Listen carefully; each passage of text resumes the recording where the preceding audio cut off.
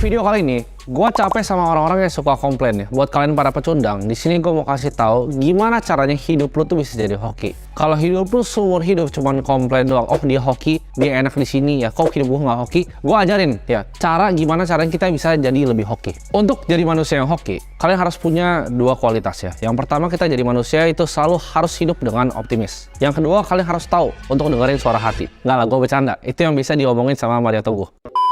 Tapi gue bakal kasih tahu kalian ya gimana cara beneran bisa jadi hoki. Kalian jangan close dulu videonya karena itu gue nggak mungkin ngajarin kalian untuk hidup lebih optimis ya. Jadi ini konsep yang gue ambil dari waktu gue pernah dengar podcastnya Joe Rogan sama Naval Ravikant sekitar 3 tahun lalu. Konsepnya dia sebenarnya kasih 4, tapi yang menurut gue bisa diterapin ke kalian itu ada 3 ya. Hoki itu bisa dibuat dengan 3 cara. Yang pertama, itu yang paling banyak orang tahu ya, yaitu kita nyoba kan katanya anak muda harus coba semuanya ya kan, jadi agen asuransi, agen properti, kalian jualan sikat gigi, terserah itu apapun itu, coba jadi barista dan lain-lain, akhirnya ntar bisa ketemu hokinya sendiri. Jadi kalian coba berbagai macam hal yang banyak, akhirnya ketemu satu hal dan hoki di situ ya. Jadi kalian mix and match ya, apapun yang ada di alam semesta ini kalian mix and match untuk dapetin faktor hoki tadi. Itu yang pertama.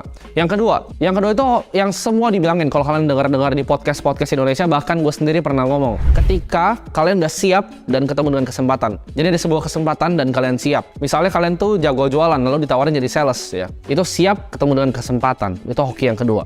Dan hoki yang ketiga, ini menurut gua yang bisa dibuat ya. Jadi 1 dan 2 itu masih banyak random chancesnya. Tapi yang ketiga ini menurut gua hoki yang bisa dibuat, yaitu lu bawa hoki orang lain ke diri lu sendiri. Jadi bukan kita yang bikin hoki. Kita yang bikin hoki itu cuma bisa 2 yang pertama ya. Antara lu ngacak terus jadi hoki, atau lu persiapin terus. Begitu kesempatan datang, lu akan jadi hoki. Nah, tapi pertanyaannya gimana caranya kita bisa bikin hoki yang ketiga? Jadi kalian harus accept ya, kalian harus terima semua yang ada di dunia ini. Kalian tahu kan sistem dunia ini tuh nggak ada yang adil. Kenapa ada orang kaya, kenapa ada orang miskin, kenapa hidup kalian miskin, kenapa ada hidup orang yang kaya. Itu kalian nggak ada yang tahu, dan kalian nggak ada yang bisa ibaratnya prediksi lu di hidup ini mau jadi apa. Tapi hanya satu yang lu bisa kontrol, yaitu diri kita sendiri. Jadi nggak usah komplain. Lu anggap aja, misalnya kalau lu main catur nih, dunia ini catur ya, gamenya memang nggak adil, kuda lu udah diambil, tapi lu harus ngapain dari kuda yang udah diambil itu. Naval Ravikant pernah kasih contoh ya, hoki yang ketiga ini seperti apa. Ini mungkin analogi yang paling gampang.